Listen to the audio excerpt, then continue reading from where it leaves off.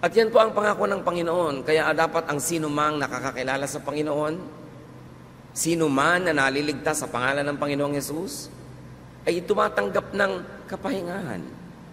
Sapagkat ang gustong ibigay ng Panginoong Hesus sa mga tao ay kapahingahan, luwag ng dibdib. At sabi niya, sa akin kayo makinig. Para na niyang sinabing, huwag sa iba. Sabi niya, learn from me, I am gentle and humble. So ang Christian counseling, ang Christian teaching is gentle and humble. Sabi nga nun, magaan ang ipapataw ko sa inyong mga balikat dahil tutulungan ko kayo at dahil ako na ang nagdala ng bigat na yon. Ito ba ang napapala natin sa ating pagiging Kristiyano? Sa pagsali sa church, sa pagiging active. Because Christ's mission is to give rest and comfort. Pahinga sa mga hindi makahinga, ginhawa sa mga lubhang nahihirapan. So, therefore, Christian mission should be the same. Hindi kabaligtaran. Sadly, many people, when they become religious, are burdened with guilt. Lalong napapahirapan ng loob, napapagilty at nauusig, lalong nagiging mapagkunwari, lalong dumarami ang itinatago, at lalong humihirap ang tunay na kalagayan habang nagpapanggap sa panglabas na ang lahat ay mainam. The ministry of the church is not to accuse. Accusing is the work of Satan. Revelations 12:10. Then I heard a loud voice in heaven say, now have come the salvation and the power and the kingdom of our God and the authority of his Christ. For the accuser of our brothers, who accuses them before our God day and night, has been hurled down. So the accuser of our brothers, yun daw taga-usig, ay napalaglag na ng kapangyarihan ng Panginoong Hesus. So ang gawang mang-usig ay hindi gawa ng church at hindi gawa ng Kristiyano.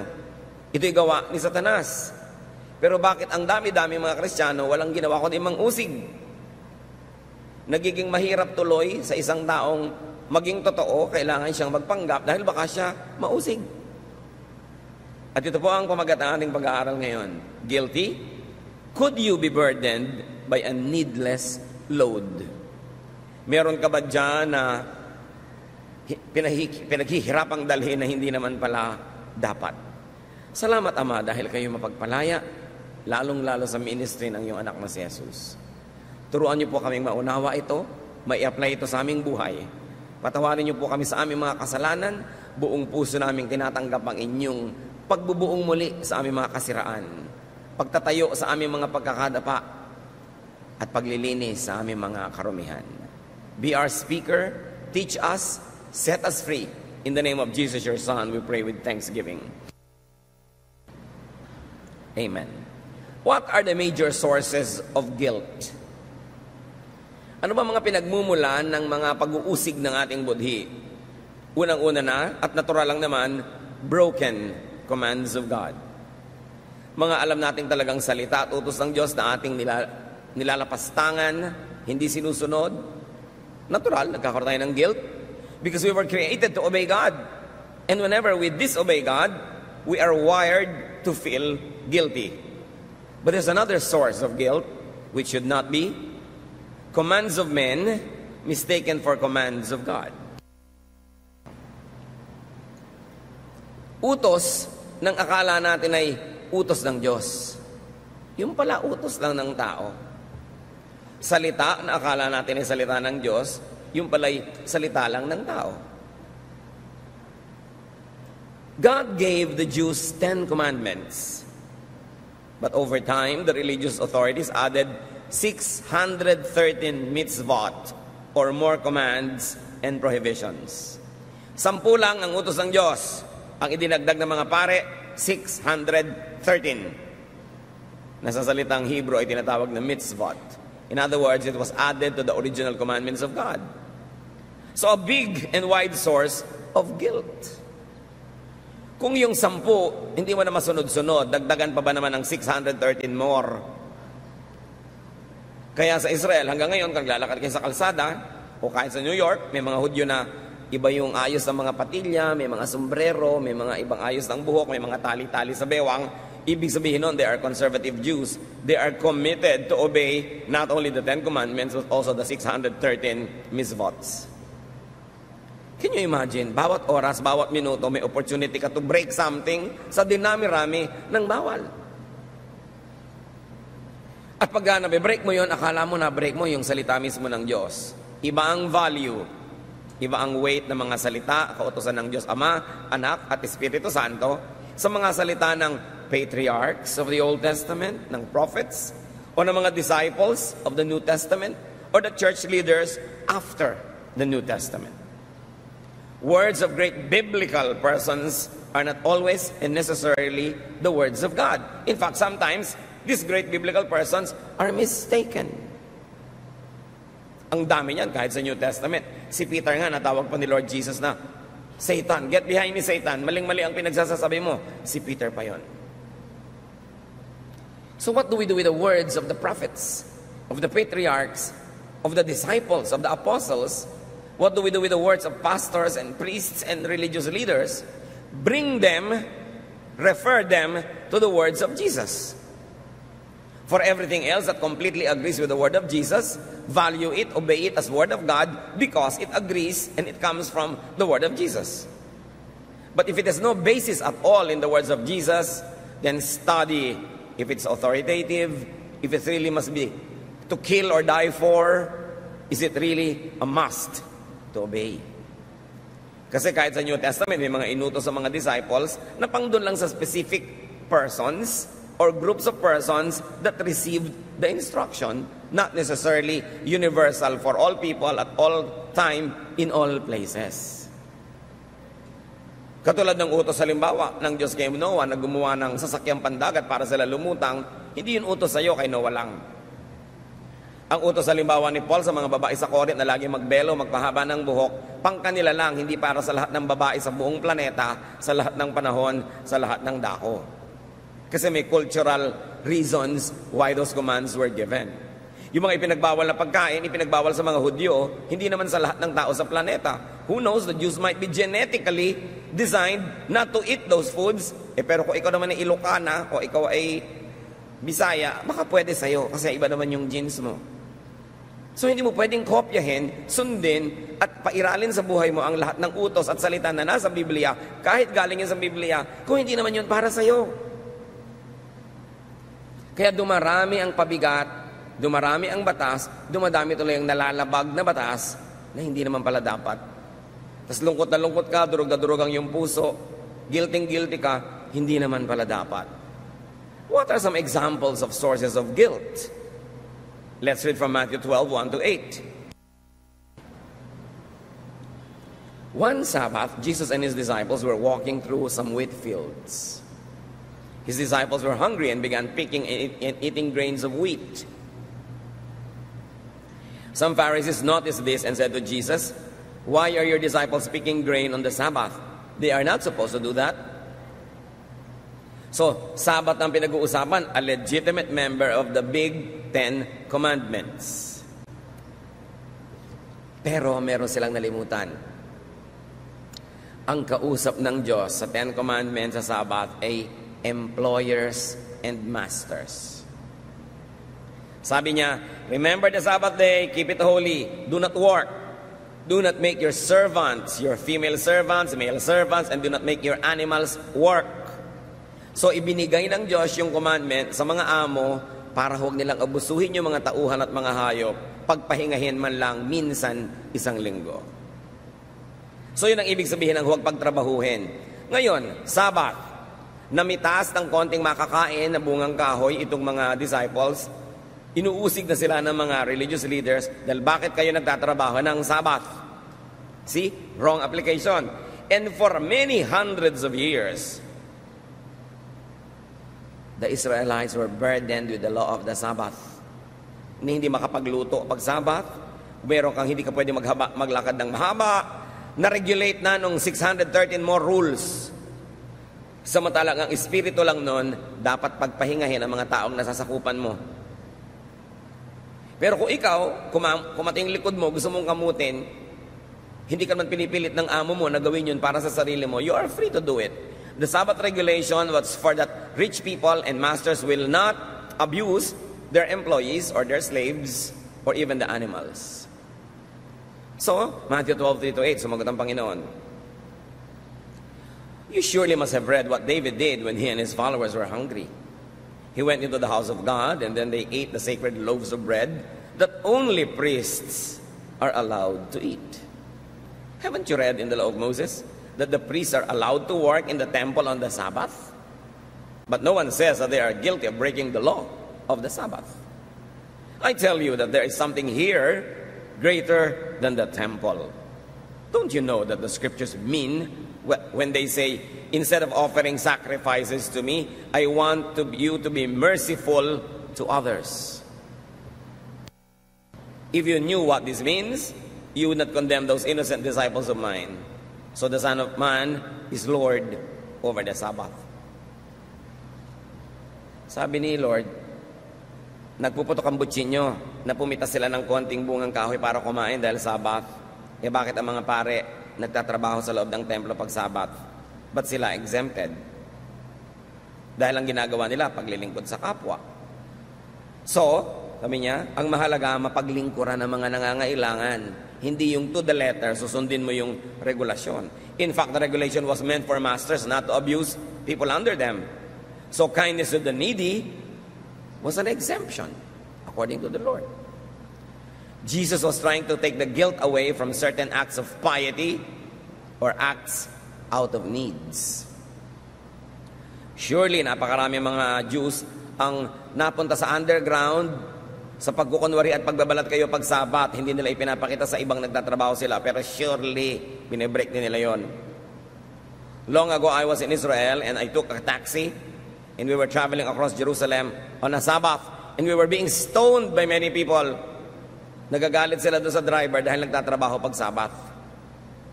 Pero yung driver nagtatrabaho, hudyo rin siya. Kasi kailangan rin niya mabuhay. Siguro meron siyang matinding pangangailangan for funds. So to feed the hungry, the regulation on the Sabbath, and even the holy bread were bended. In fact, dalawa yung inungkat ni Jesus. Sabi niya, nalimutan niyo na ba?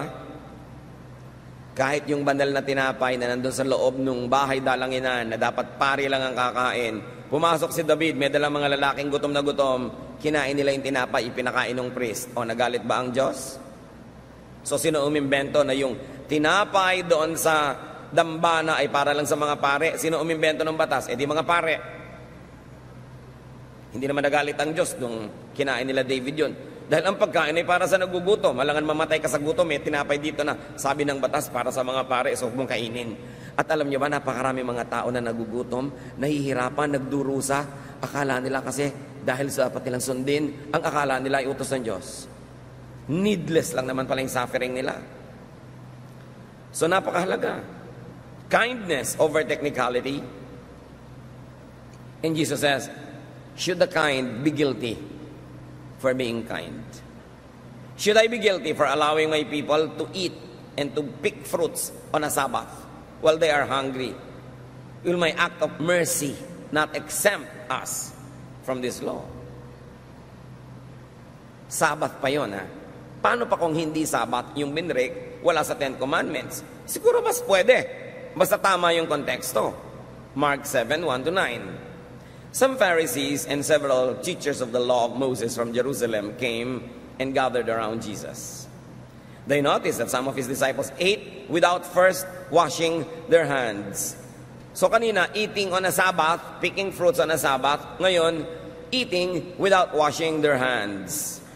The Pharisees and many other Jewish people obeyed the teachings of their ancestors. They always wash their hands in the proper way before eating. At alam niyo ba yung proper way of washing your hand? There is a proper way of washing a cup, a glass, a plate, utensils. There's always a proper way. Therefore, there are many improper ways. At again, pag hindi mo nasunod yon, guilty ka na naman of breaking the law. So ngayon, ang issue nila, ba't di sila naguhugas ng kamay? Verse 4, none of them will eat anything they buy in the market until it is washed. Yun daw ang ugali ng kanilang mga aninuno.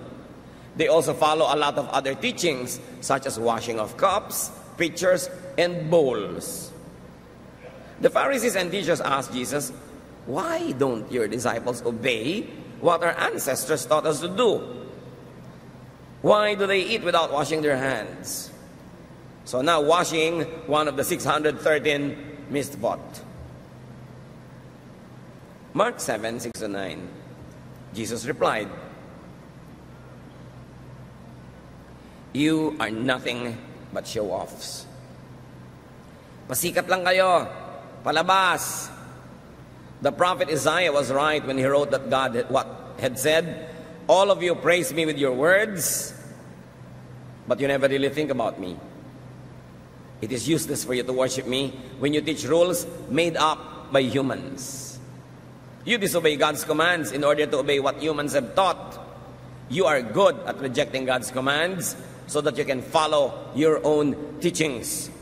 So Jesus here was referring to those 613 mitzvots. Sabi niya, imbento nyo lang yung rules na yan.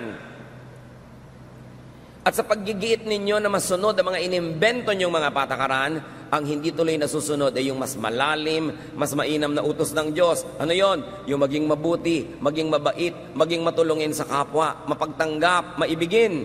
Yun ang mahalaga. Pero ang pinapahalagahan nyo, ano dapat isuot, gaano kahaba ang palda, gaano kahaba ang buhok, may hikaw ba ang lalaki o wala, magtatato ka ba o hindi, ano ba ang kakainin sa Lord's Supper, anong uri ng tinapay, ano ang pwedeng tugtog, piano lang ba, organ, pwede ba ang drums, ang dami-dami nyong arte.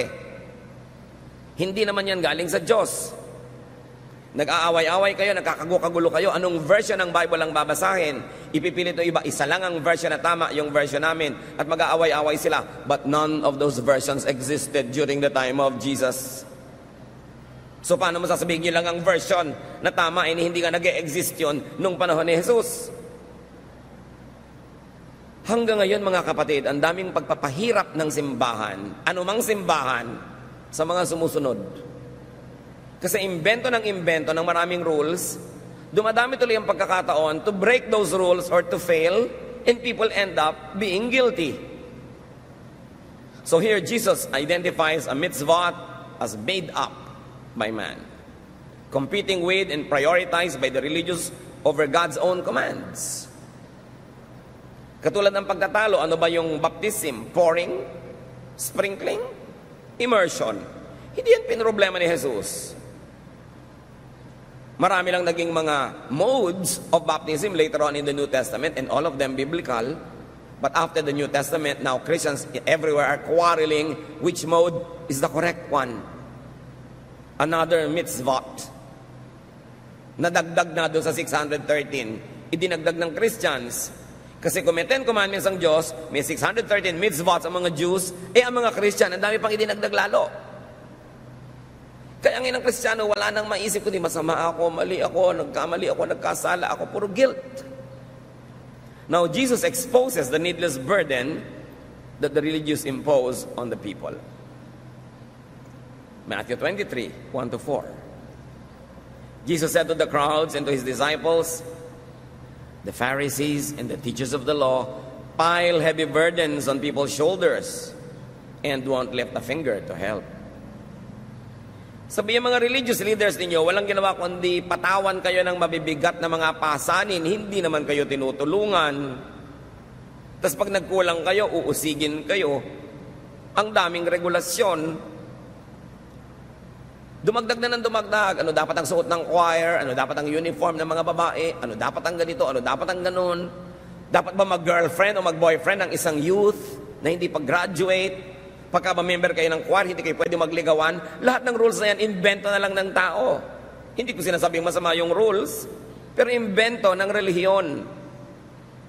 Always tuloy, there is an opportunity to fail and there's an opportunity to be guilty. So guminhawa ba ang buhay mo nung naging Christian ka? O lalong sumikip? Nakalaya ka ba o lalo ka lang ngayon nagpapanggap para hindi ka mapagalitan o madisiplina? Pampahirap ang sobrang relihiyon, pampabigat, pampasikip ng dibdib, at hindi yan ang misyon ni Jesus. Matthew 23:15, Jesus speaks, "Woe to you, teachers of the law and Pharisees, you hypocrites! You travel over land and sea to win a single convert, and when he becomes one, You make him twice as much a son of hell as you are. Gumagastos pa kayo sa mga misyon, sabi ni Jesus. Tumatawid pa kayo ng mga dagat at bundok para may kaluluwa na madala sa inyong mga pinaniniwalaan at matapos sumunod sa inyo, nadodoble lang ang pagiging anak ng impyerno. They become sons of hell, they become judgmental, or if not, they become conflicted and tormented. Dati hindi siya guilty, ngayon guilty na. Mabuti sana kung galing sa Diyos yung pagpapagilty para siya magbagong buhay. Kung mitzvot lang pala, church ordinance lang pala, na inimbento ng board, o inimbento ng elders, o inimbento ng pastor, o ng pare, o ninuman, paano na yun? Sayang ang religion pag ganyan ang ginagawa. Hindi tinutupad ang utos ni Jesus, kabaligtaran ang ginagawa, mas pinahihirapan ang converts. I love Jesus very much. You know, Jesus in His ministry of comfort reduced all the commands to just 2. Love God and your fellow men. Yung 10 commandments, forget it. 613 mitzvahs, forget it. Matthew 22, 35 to 40. One of them, an expert of the law, tested Jesus with this question. Teacher, which is the greatest commandment in the law? Jesus replied, love the Lord your God with all your heart and with all your soul and with all your mind. This is the first and the greatest commandment. And the second is like it. Love your neighbor as yourself. All the law and the prophets hang on these 2 commandments. Ni wala sa 10 commandments yung binanggit niya. Sabi niya, dalawa lang ang mahalagang commandment.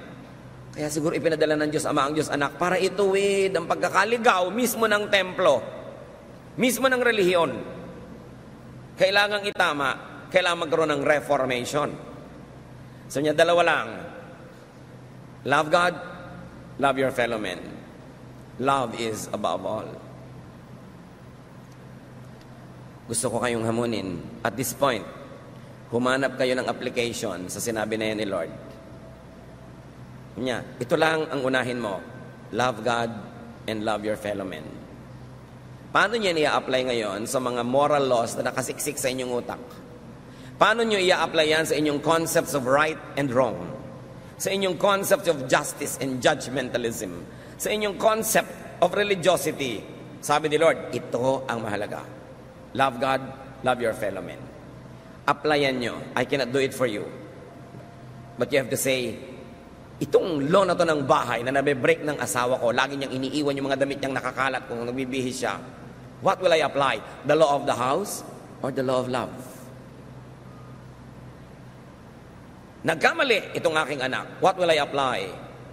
Yung rules ng family na hindi ka pwedeng bumagsak sa klase mo kung hindi, blah, blah, blah. Or the rule of love. Nagkamali ang asawa ko, nagtaksil sa akin, nagsisisi ngayon. What will I apply? Justice or mercy?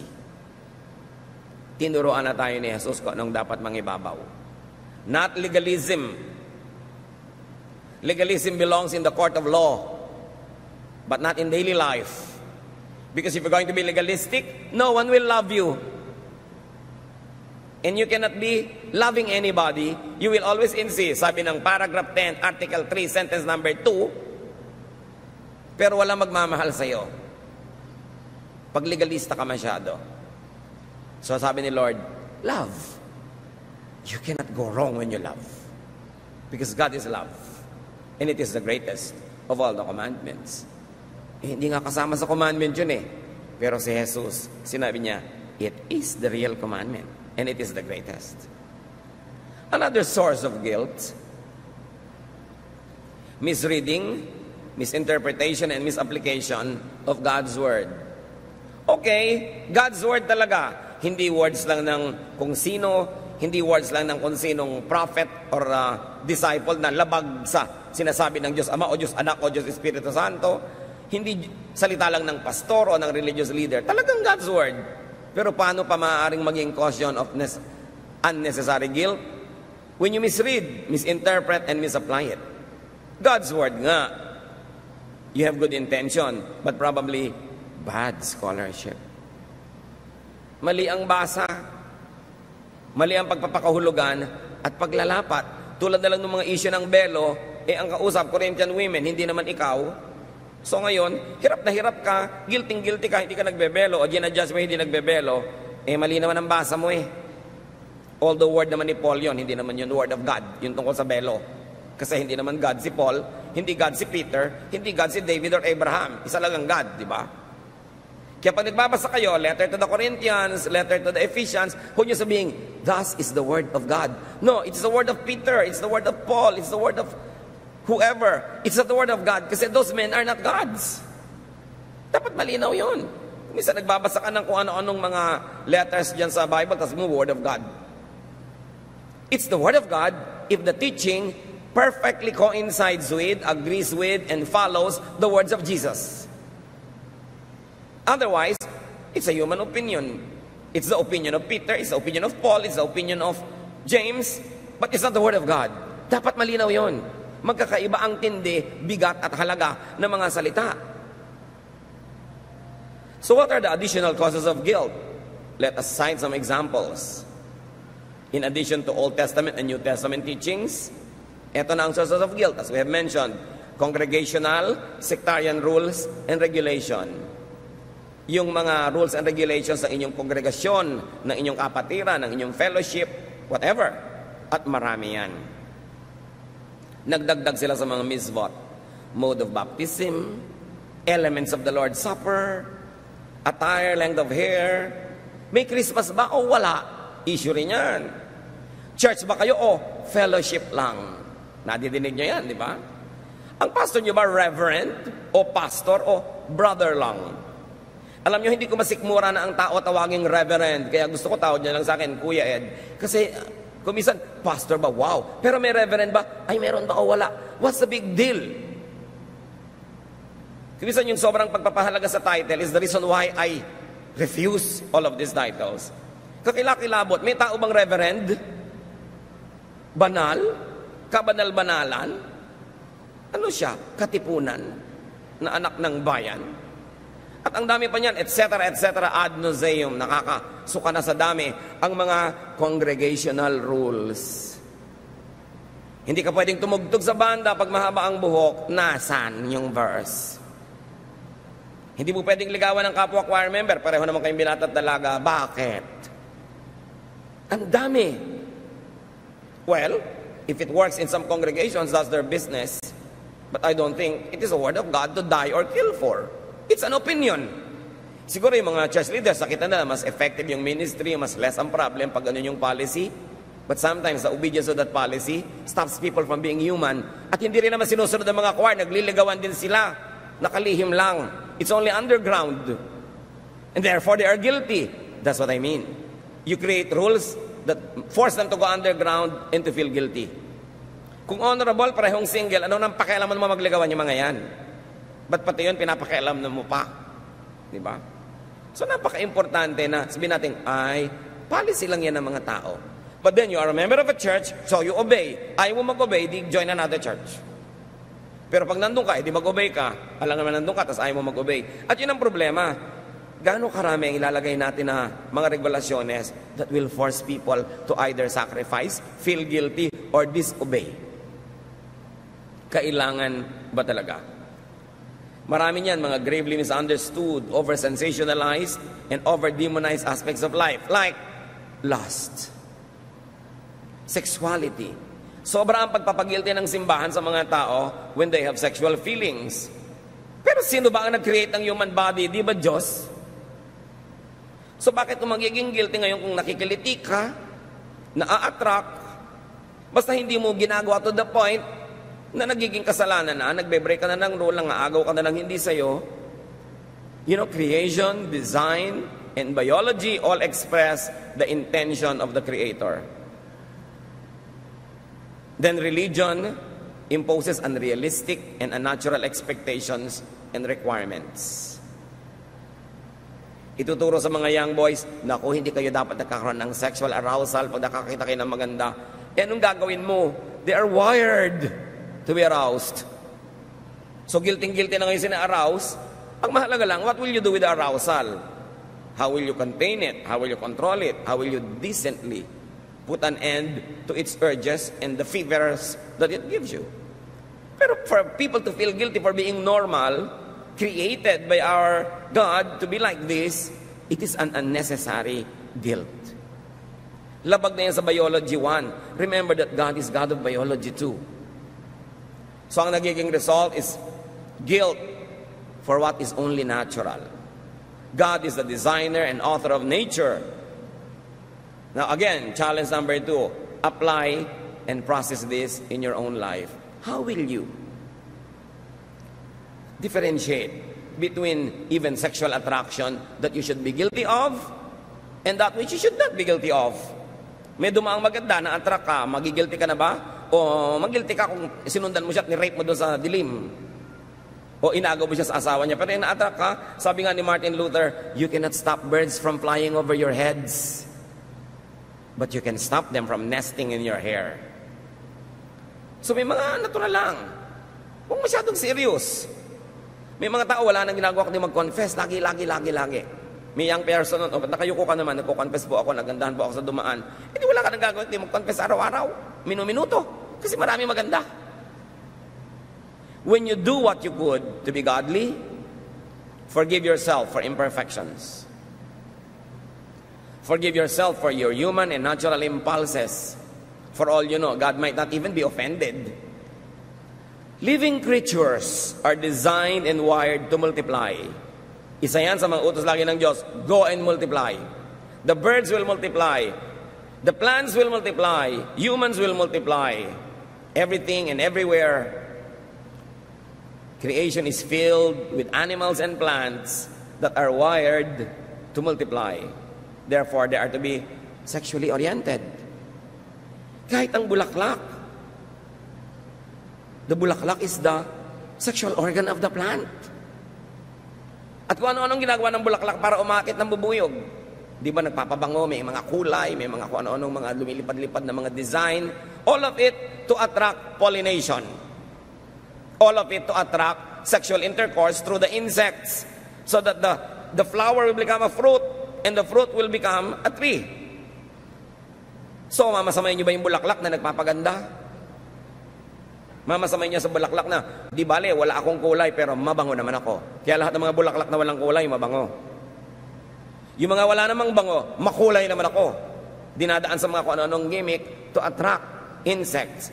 And if plants would do that, will you demonize people if they like to be attractive or if they get attracted?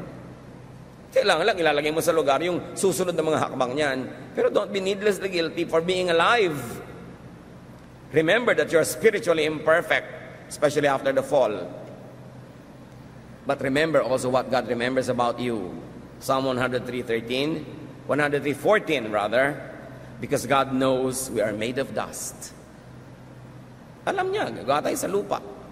At hindi laging masamang we are made of dust. Naaalala lagi ng Diyos, oo nga, nilikha ko sila to reproduce among themselves in a sexual way. Kahit mga bubuyog, walang inisip kundi mag-sex, di ba? Mga aso, mga pagong, mga halaman, lahat. But of course, we humans are governed by higher spiritual laws, but you should not demonize yourself for being alive and for being sexually alive. Except that God has given us ways how to address these needs and this need of humanity to continue to procreate. Pero hindi laging guilty. Merong dapat ika-guilty, merong hindi. Kayo ang pumili. But remember, biology, plants, animals, and humans are made of dust. It could mean are sexually oriented. That is the way we reproduce.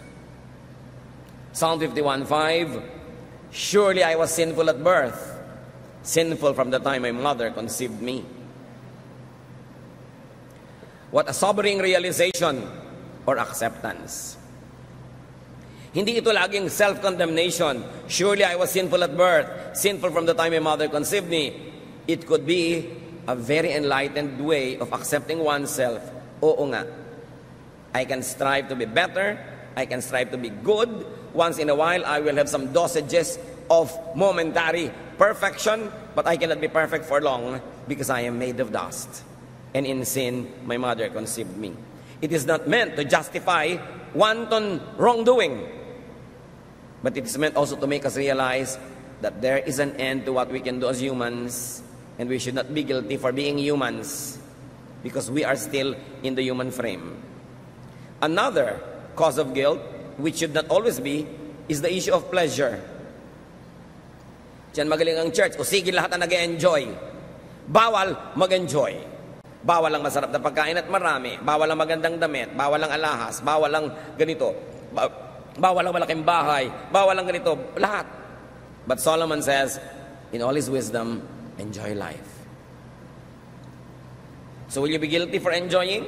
Sabihin, naku, tama po ba pastor na magpa-party po kami, ang dami namin gagastos, and tapos maraming mahirap? Eh gusto mo, huwag ka na mag-party, pamigyan mo na lang sa mahirap lahat ng pera mo. Eh mahirap pa rin naman po sila kahit ibigay namin yung pera namin eh.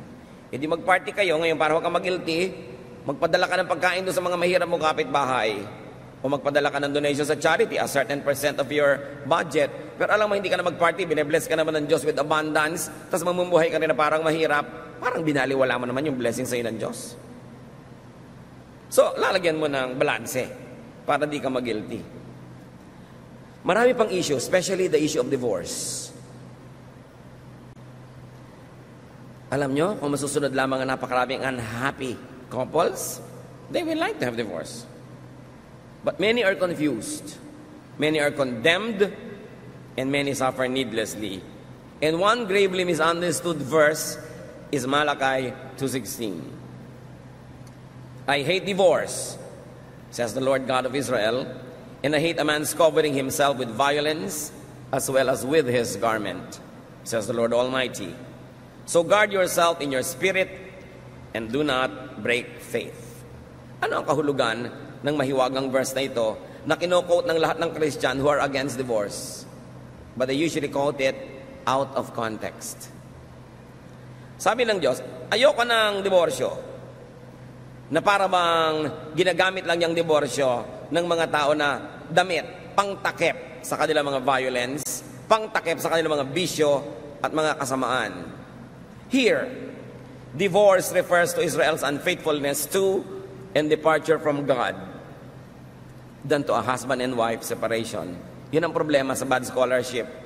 Ang tunay na tinutukoy dito ay ang paghiwalay ng Israel sa Diyos, hindi yung paghiwalay ng babae at lalaki mag-asawa. Ginamit lang yung metaphor ng marriage, pero ang tunay na tinutukoy ng subject matter, pagtalikod ng Israel sa Diyos. At pakikitungo sa ibang mga Diyos-Diyosan. Marriage was used only as a metaphor or a symbol, but Malachi is not talking about human marriage. It's talking about the partnership, the covenant between God and man.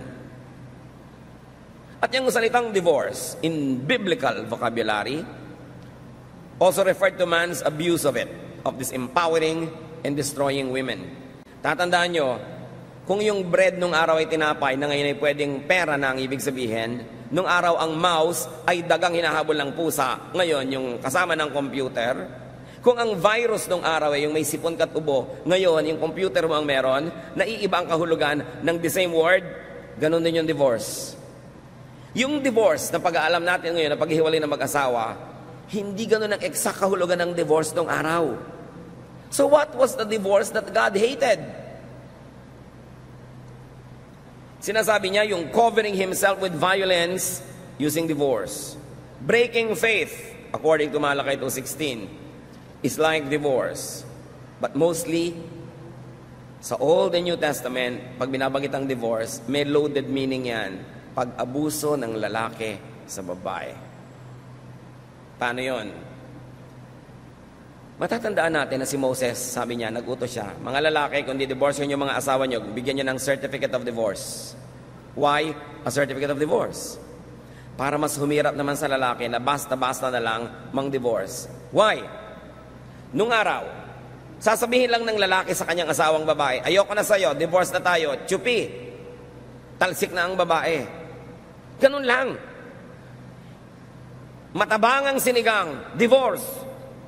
Hindi ka good in bed, divorce. Hindi ka maagang bumangon, divorce. Kahit ano, pwedeng i-divorce ng lalaki ang babae, pero hindi pwedeng i-divorce ng babae ang lalaki. Unfair, no? So sabi ni Moses, mga lalaki, kung magpapadivorce kayo, bigyan nyo ng certificate. At least pupunta ka pa sa pare, papapirmahan mo pa. Medyo mahirap, baka ma-counsel ka, mapigil ka dahil wala namang kalatoy-latoy ang dahilan ng divorce mo. Meron pa mga lalaki, may magugustuhan silang ibang babae. Pero siyempre, alam nila, kasalanang makiapid doon dahil may asawa sila. Didivorcehin nila yung babae ngayong gabi. Makikiapid sila doon sa ibang babae ngayong magdamag. Bukas ng umaga, sasabihin na sa babae, balik ka na dito, asawa na uli kita. Di ba divorce mo na ako? Anong patunay mo? So sabi ni Moses, bigyan nyo ng certificate. Kasi ang dali-daling baligtarin ng lalaki yung babae. Ang dali-dali niyang pahirapan. So, the certificate of divorce was a protection for women. Hindi yun pag sang-ayon na basta mo na lang siya i-divorce. Binigyan man lang kahit konting protection. Now, ito yung divorce that God hates. Yung I hate divorce. God and Jesus hated divorce, the instrument by which men so easily threw women away, only to pick them up at will. That was a divorce God hated. God and Jesus hated the kind of divorce that abused the weak, that caused women and the weaker partner to suffer. Yun ang divorce at tinutukoy. The word divorce then does not exactly mean what divorce means now. So hate pa rin man ng Diyos ang divorce kung ang dahilan at ang pagdidivorce ay para mapalaya ang sino mang partner na nahihirapan, nagdurusa, nalalagay sa panganib dahil murderous or insane yung husband, pinagtataksilan, inaabuso ng harap-harapan. Will God still hate a divorce in that context? Yun ang pangatlong challenge. Isipin nyo. I-apply nyo sa buhay nyo. Kasi maraming tao, sa pagsunod lang sa do not divorce, nawasak na yung buong buhay nila, kaisa-isa lang yung buhay, paano ko nagkamali ka pala ng pinakasalan? Hindi yung bisyo na, dinidivorce ko siya kasi mabaho ang paa, kasi wala ka sumilik, kasi hindi kumikita, bla bla bla. Hindi yon. Pero yung talagang, ang napangasawa mo, baliw, pinaplansya ka habang tulog ka. Pag bangon mo, nakabiting ka, binibigti ka pala. Inuuwian ka ng babaeng tatlong sabay-sabay sa bahay mo, wala kang magawa. Sa palagay nyo, pag dinivorce yung husband nyo na yon, hate pa rin ng God yung divorce. Think! Because God is kind and God likes the weak to be strengthened, the imprisoned to be free. What if you are imprisoned in a horrible, nightmarish partnership? Will God still hate the divorce? Think. Even adultery and covetousness were forbidden, mainly because women were counted as their husband's properties. Alam niyo ba mga kapatid, na kaya pinagbabawal yung covetousness, yung 10th commandment, you should not covet your neighbor's wife, because property laws would be broken. What do I mean? Balikan natin na Exodus 20:17, the 10th commandment. You shall not covet your neighbor's house. You shall not covet your neighbor's wife, or his manservant, or maidservant, or his ox, or donkey, or anything that belongs to your neighbor. So sinong kabarkada ng wife? Ang mga baka, ang mga kambing, ang mga ari-arian, ang traktora, ang kotse, ang motorsiklo. Ang hindi pinapakovet sa Exodus 20:17, property ng another man, and the wife belongs to that. The context of not coveting your neighbor's wife is not to respect the wife, but to respect the man who owns her. Because in the Old Testament and up to the New Testament, a wife is a property. Kaya nakita niyo yung pagpapalaya ni Jesus sa mga babae? Yung kasama niya kahit saan mga babae na hindi nagpapaalam sa mga asawa. Nagkaroon sila ng freedom from being owned by a man. Yung babaeng si Mary na nakikinig sa kanyang pagtuturo, kasama yung mga kalalaki, sabi ng Sister Martha, papuntahin niyo po yung kapatid ko si Mary sa kitchen where we women belong. Natanggap na ni Mary yun ni Martha. Sabi ni Lord, gusto ni Mary maging disciple, gusto niya magturo, gusto niya maging parang lalaki, hayaan siya dito. She has actually chosen the better portion, sabi ni Lord. Pinapalaya niya ang sarili niya. Maganda yung pinili niya.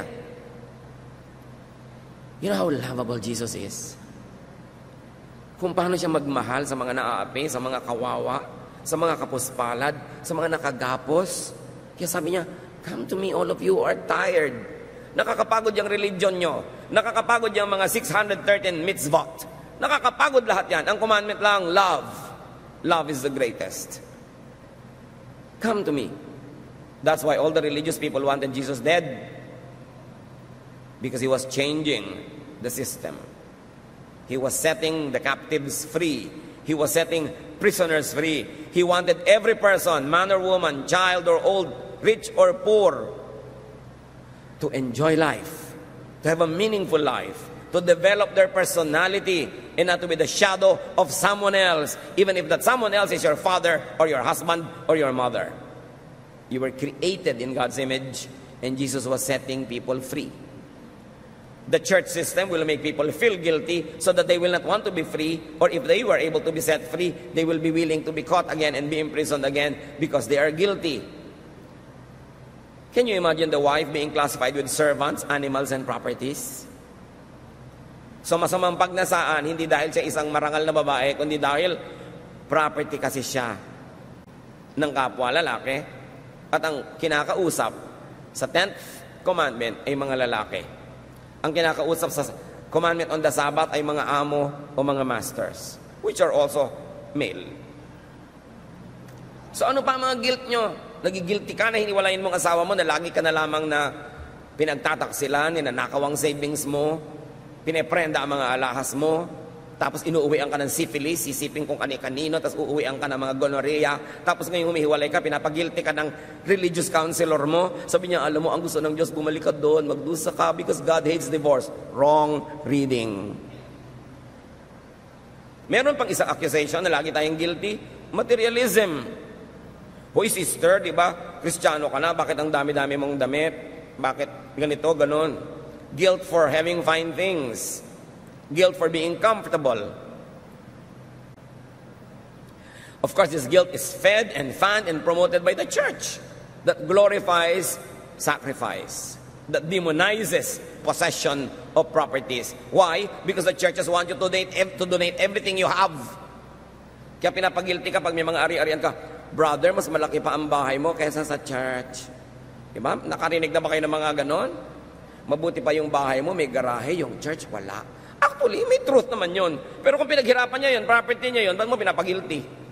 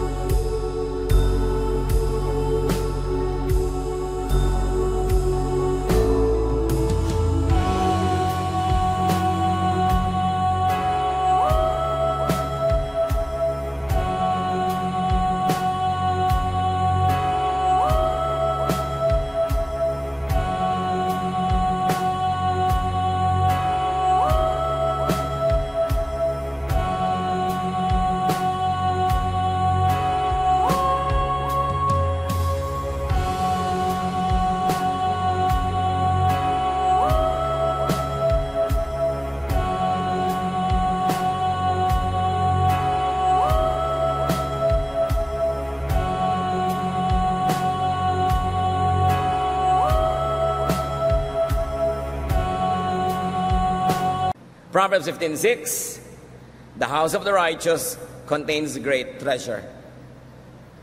Righteous siya, kumikita siya, huwag mo siyang pagiltihin. Hayaan mo siya magkaroon ng magandang kama kung gusto niya. If God blesses you with abundance, enjoy it. Just don't fail to share. Don't fail to give to God what is God's, and to your fellow men the help, the charity that you could. But enjoy God's blessings to you. You don't have to be guilty for being rich. Eh, pinayaman ka ng Diyos, tapos babaliwalain mo, di binabaliwala mo yung bigay sa'yo. So another source of guilt is of course the excessive focus on sin and guilt. Wala nang itinuro kundi kasalanan, kasalanan, kasalanan. Kaya marami tuloy mga Christian pag matagal na sa church, ang nagiging nangyayari sa kanila, wala ring inuungkat kundi kasalanan ng iba. Walang hinahanap kundi kasalanan ng iba. The burden of sin and guilt, of course, makes the priest and other dispensers of forgiveness look more important. Siyempre, lagi kang uusigin kasi nagiging mahalaga tuloy yung ministry ng mga religious leaders na laging magbibigay sa iyo ng kapatawaran. Kung nasa ritual ng simbahan na yun na pwedeng magbigay ng kapatawaran yung leader, naging importante siya, so lalo kang papagiltihin. Now, what are the cures to guilt and to needless guilt? Obedience to God, of course. You don't want to be guilty? Be perfect. If you could. Babalikan natin yan. Another cure, knowledgeable, wise, and spirit-led scholarship. Pangontra sa pinag-usapan na natin kanina na careless or substandard knowledge of the Word of God. Mali-mali tuloy interpretation, mali-mali ang reading, nahihirapan tuloy. There should be differentiation of man's commands from God's commands. Men in the Bible, men outside the Bible. Men in your church, man-made rules. Dapat clear. Ito talaga, yung 10 Commandments. Pero, sabi ni Jesus, dalawa na lang, love God and love fellow men. Ano ngayon ang relasyon ng mga ibang regulasyon ng buhay mo doon? Process it, the fourth challenge. Gano'ng kahalaga talaga yan? So they really feel guilty? Idinidikdik ng pastor talaga, ng mga religious leader, Sunday is for the church. O may lagnat ka, hindi ka makapunta sa church, will you be guilty? Birthday ng nanay mo, may celebration kayo sa Palawan, sasama ka ba o mag-church ka? Kung sumama ka, will you be guilty? It's a challenge for you. Process it against God's commands, against God's love, against what is needed, against what is practical, what is decent. Process it. Pero siguro naman kung out of the 52 weeks, 40 na yung absence mo, dapat ka na talaga mag-guilty niyan. Tamaan ka ng kidlat, lumubog ka sa lahar, kung gano'n na karami yung absent mo, no? Pero kung may mga mahalaga, may namatay, merong may sakit, may celebration, huwag ka lang lumampas ng more than 10% of the year na absent, dapat ka ba talaga mag-guilty? But some churches will make you feel guilty. Why? Because they want you to attend. Why? Because when you attend, you donate. Kung magte-text kayo, Pastor, absent po ako, pero ipinadala ko na po sa Bangko de Oro ang aking tithe. Baka hindi ka na usigin. Absent ka pala, di ipadala mo para matulungan mo pa rin church. Kasi kahit absent ka naman, ganun pa rin yung rent ng building Di ba? Kahit absent ka, ganun pa rin yung bills ng kuryente. So yung mga obligasyones mo, huwag mo pabayaan dahil lang absent ka. O pagka-present mo, doble. Siguro hindi ka naaawayin ng whoever religious leader yun nandun. Kasi siyempre, the church has to survive its economic responsibilities. So, a knowledgeable, a wise, and a spirit-led reading, interpretation, and application of God's Word, and church history. Kailangan niya ng tao para mabawasan ng excessive expectations, oppressive standards, needless guilt when you fail, and needless judgmentalism when others fail. Test. Para malaman mo, ito bang teaching na ito is to die for, to kill for? Is it really from God? Use this test. Is it easy and restful? Itong policy ng church namin na to, doable ba? Easy and restful. Because easy and restful is the style of Jesus. Pag oppressive, ang hirap-hirap, baka hindi na style ni Jesus yan. Ask yourself, does it make life easier and more restful? Is it Solomonic and Jesus-like? Does it condemn or affirm? Include or exclude? Accept or reject people? Does it make one self-righteous and judgmental and separatist? Itanong nyo yan. Kung meron kayong kaharap na policy, rule, law, and you say, pampahirap yan ang buhay, hindi tayo dapat ganyan, dapat pagaanin natin.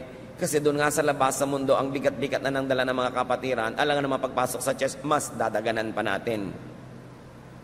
Mararamdaman mo kung off ang reading, pag ito'y oppressive, at papunta sa guilt trip. Parang papunta sa guilt trip ito dahil sigurado hindi naman ito masusunod Halimbawa, may policy ang church, o ting linggo, alas 4 ng umaga kayo darating dahil magdadasal tayo na 3 oras before worship. Alam mong, ay marami hindi makakasunod, magigilty lang, gawin na lang nating 6:30. Ganon din naman yun. Another cure to guilt is of course confession. If you could not be perfect, yan yung sabi natin kanina, be perfect or jump to 3, confess. Do your best, then acknowledge your shortcomings if your best is only up to so and so. Be perfect, but if you couldn't, when you fail, confess. Ang bait ng Diyos. Mataas ang requirement niya. Sabi niya, be perfect for I am perfect. Tapos may kasunod, 1 John 1:9. But if we confess our sins to God, He can always be trusted to forgive us and to take our sins away. So mga anak, dapat perfect ang grade mo. Pero kung 74, love pa rin kita. Yun. May mga anak, takot na takot sa magulang, nagpapakamatay pa yung iba dahil mababa yung grade. Kasi tinakot ng tinakot. Dapat mataas talaga yung expectation mo. I expect you to excel. I want you to be the best. I want you to win. But if you don't win, my love remains the same. Yun ang love ng Diyos. Love na hindi natin dapat gawing lisensya para huwag na tayo magsikap na maging mas mabuti ng mas mabuti ng mas mabuti. Total, patatawarin pala tayo. No. Sa pagtingin natin ng utang na loob, sa walang patakarang pagtanggap, sa walang hanggang pag-ibig ng Diyos, lalo tayong dapat mag-excel. Not because we are compelled, but because we want to return God's kindness. Hindi dahil tayo napipilitan, kundi dahil nating gustong suklian ang kabaitan ng Diyos. Kailan ba natin mauunawa, maia-apply at maia-enjoy ang pag-ibig ni Jesus sa buhay natin? Anong ibig sabihin na meron kang tagapagligtas? Anong ibig sabihin na may naguhugas ng iyong kasalanan? Anong ibig sabihin na merong laging tumatanggap sa'yo at nagpapatawad? Ang ibig sabihin nun, relax. Be restful. And let other people relax and be restful also. Maraming mga kapatiran, mas mahigpit pa sa Diyos. Diyos ang bahala. Gusto kong idiin, huwag gawing lisensya ito para maging pabaya. Pero lagi niyong tatandaan, pag nagawa niyo na yung best niyo at hanggang doon na lang, papunuan niyo kay Jesus. Siya ang pupuno. Siya ang perfecter of our faith. We strive, we struggle, but we cannot be perfect. So wherever we reach our maximum, our limits, let God be the perfecter. Let Him add so it becomes full. You want to be restful? Focus on forgiveness and justification in Christ. Focus on God's kindness. John 8:7-11. If any one of you is without sin, let him be the first to throw a stone at her. Sabi ni Lord sa crowd na gustong bumato sa babae na nahuli sa kasalanan. Again, he stooped down and wrote on the ground. At this, those who heard began to go away, one at a time. The older ones first, until only Jesus was left, with the woman still standing there. Jesus straightened up and asked her, "Woman, where are they? Has no one condemned you?" "No one, sir," she said. "Then, neither do I condemn you." Jesus declared, "Go now and live your life of sin." Caught in the act, the people wanted to stone her to death. And Jesus says, well, sige, yung walang kasalanan, mauna na lang bumato. Wala siyempre naglakas ng loob dahil lahat may kasalanan naman eh. So sabi ni Lord, wala bang bumato sa'yo? Wala po. Hindi rin kita babatuhin. Umuwi ka na iha at magbagong buhay. Loving. Very nice. Maraming Christian, brethren, kapatid, judges, accusers, condemnators, and that is the work of Satan, not of Jesus. So, the last cure in the list, but not definitely in the truth about life, is acceptance of one's humanity, mortality, imperfection in this life. Also, acceptance of other people's humanity. Kailangan matanggap mong tao ka, hindi ka pa perfect. But you grow in the Lord. You grow in Christ-likeness. Room for improvement is the biggest room in the world. 2 Corinthians 3:18, the Lord's Spirit makes us more and more like our glorious Lord. So while you cannot be perfect, you can get nearer and nearer to perfection, to Christ-likeness. That is doable. That is required by God. So ulitin natin ang sabi ng Panginoong Hesus sa Matthew 11:28-30 to give a context to everything we have discussed.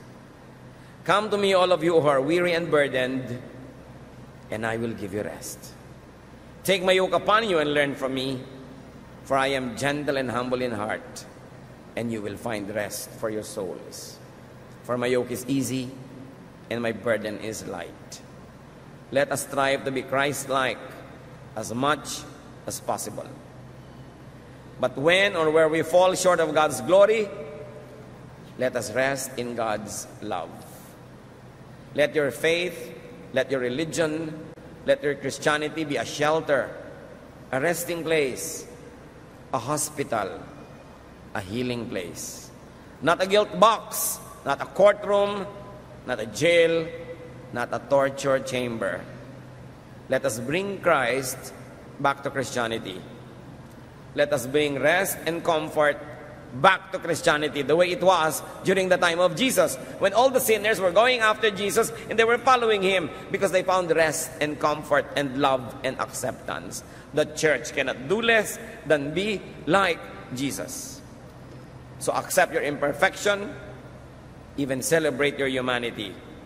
1 Corinthians 13:10. But what is perfect will someday appear, and what isn't perfect will then disappear. Sabi niya, darating ang panahon, the perfect will come, and the imperfect will pass away. All our imperfections will be made perfect in Christ. Pero darating pa lang yung panahon na yun. Sabi ng verse 13, for now, there is faith, hope, and love. But of these three, the greatest is, church, love. Darating ang panahon, sabi niya, mape-perfect tayo. Pero ngayon, hindi pa. So, ang pairali nyo, pag-ibig. Pag-ibig sa kapwa. Pag-ibig din sa sarili. Do not condemn yourself needlessly for a sin that you have already confessed. For something wrong that you have already repented for. Maawa rin sa sarili. Kuminsan, hindi naman tayo malupit sa iba, sa sarili. Kasi hindi natin napapatawad ang sarili natin sa mga kung ano mang nagawa nating mali. Gusto natin habang buhay, pasanin yung cross. You don't need to do that because Jesus carried the cross for you. And Christ died on the cross for you, for your sins, for your guilt. Be free. Take that burden off your shoulder. Get a life. Celebrate life. Worship God. And be the person that God wants you to be. Dear God, we thank you. We thank you for freedom. We thank you for your kindness and goodness to us. Suriin mo kami, Panginoon, kung kami po'y nagiging masikip ang buhay dahil sa aming judgmentalism of others and of ourselves. Sa sobrang guilt na hindi naman pala dapat. Lord, ituro mo po sa amin yung mga bagay na dapat talaga mag-guilty kami pag mali at ginagawa namin. Pero bigyan mo kami ngayon ng clarity of mind, karunungan, na ihiwalay yung utos mo at utos lang ng tao, opinion lang ng tao, regulasyon lang ng organisasyon. Ituro mo sa amin, Lord, kung gaano kami dapat magsakripisyo sa pagsunod sa mga ito. Gaano kami dapat mag-guilty kung hindi namin nasusunod? O dapat nga ba kami mag-guilty in the first place? Turuan niyo po kami, Lord, na lumaya. Para yung nalalabing mga panahon sa buhay namin, lalo magkaroon ng kulay, ng tunog, ng musika, ng direksyon, ng kabuluhan, at ng kagandahan. Set us free from our guilt and teach us to set others free as well. Yumuko tayo patuloy sa presensya ng Panginoon, pag-isip-isipan natin mga kapatid, ano ang mga daladala niyong guilt na hindi naman dapat? Iwan nyo na ngayon sa paanan ng Panginoon. Accept God's forgiveness.